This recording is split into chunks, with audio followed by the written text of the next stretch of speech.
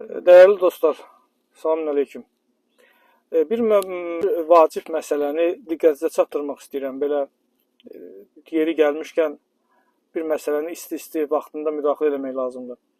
Demək, bugünkü gördüyünüz sürətli yağış yağdı bir anda, hər tərəfi su bastı.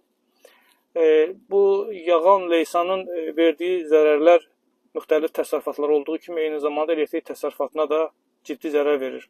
Əgər elektrik təsərrüfatı düzgün qurulmayıbsa, çöldən gedən elektrik kabelləri düzgün izolyasiya olmayıbsa, düzgün bağlantı olmayıbsa və çöldə quraşdırılmış elektrik panelləri həmçinin standartın tələbinə uyğun deyilsə, böyük fəsadlar olacaq təbii ki.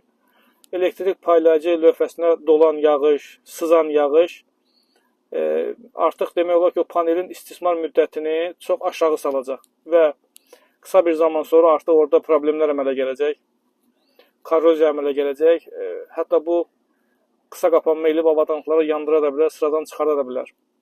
Eyni zamanda çöldən gedən naqillər, bunlar suyun altında qaldığı zaman, ıslandığı zaman əgər bağlantılar düzgün deyilsə, düzgün quraşdırılmayıbsa, onlar da eyni zamanda bağlantı nöqtələri ıslanandan sonra, yaş olandan sonra başlayacaq korroziya eləməyə. Bu hələ avadanlığa dəyən zərərdir. Bir də Allah eləməsin, orada insan tələfatı ola bilər. Bilirsiniz ki, əgər paylayıcı lövhələrdə qoruyucu avtomatlar, diferensial dediyimiz avtomatlar yoxdursa, oradan sızan cəryan su vasitəsindən oradakı keçən insanları öldürə bilər, gərginlik altına düşər və oradan keçən cəryan insan həyatına son qoya bilər. Bu həm elektrik panellərində ola bilər, həm bilirsiniz də su ən yaxşı keçiricilərdən biridir. Ona görə biz də indi öz abonentlərimizlə kimin harada iş görmüşük, təcil yoxlayacaq o işlərimizi. Biz maksimum keyfiyyətli iş görməyə çalışırıq və bunları nəzərə alırıq.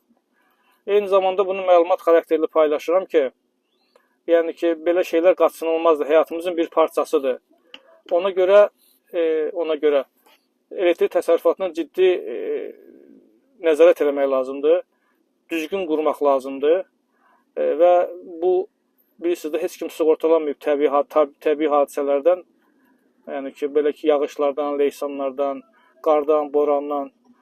Ona görə müraciət edirəm ki, bir bəlkə sizə faydam toxunar insanlara. Yəni ki, bu təhlükəsizlik qaydalarına ciddi riayət edin ki, müəssisələriniz uzun ömürlü olsun, avadanlıqlarınız uzun ömürlü olsun və heç kimin həyat təhlükəyə düşməsin. İnsan həyatı hər şeydən dəyərlidir. Hətta sonra yanğınlar törədə bilər bu yaş olmuş, ıslanmış kabellər, elektrik paylayıcı lövhələr. Bu çox vacib bir məsələdir. Məqamı gəlmişkən sizinlə paylaşmaq istədim. Allah'a əmanət olun, görüşərik inşallah.